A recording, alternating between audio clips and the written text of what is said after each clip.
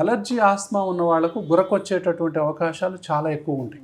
వయసు పెరుగుతూ ఉంటే అలర్జీ ఆస్మాకు సరి అయినటువంటి వైద్యం సరి అయిన సమయంలో జరగకపోతే ఈ మూసుకున్న సిస్టమ్ని, ఊపిరితిత్తుల్ని ముక్కు నుంచి కింది దాకా మనం గనక సరి అయిన టైంలో వీటిని ఓపెన్ చేయకపోతే ఇదే గురకకు దారితీస్తుంది. ఈ గురక అనేటటువంటిది చాలా పెద్ద సమస్య.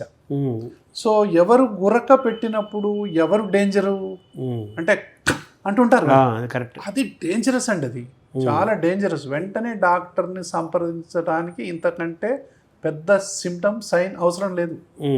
ఇలా రోజుకు నైట్ పూట 40 సార్లు 50 సార్లు అనేవాళ్ళు ఉన్నారు. వాళ్ళు పాపం ఇలా ఇలా ఇలా కదిలిస్తూ ఉంటారు. సో ఒక్కొక్కళ్ళు గురక విపరీతమైన తీవ్ర స్థాయిలో ఉంటుంది. వాళ్ళు నిద్రపోతుంటే పక్కోళ్ళు చూడలేరు పాపం.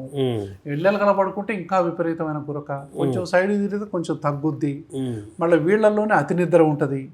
ఏ పని అసలు ఏం మతిమరుపు ఉంటుంది, అతి నిద్ర ఉంటుంది, కుటుంబ సమస్యలు వస్తాయి, ఫ్యామిలీ సమస్యలు వస్తాయి, దాంపత్య సమస్యలు వస్తాయి. ఒక్కటి కాదు, గురక వల్ల 100 సమస్యలు వస్తాయి.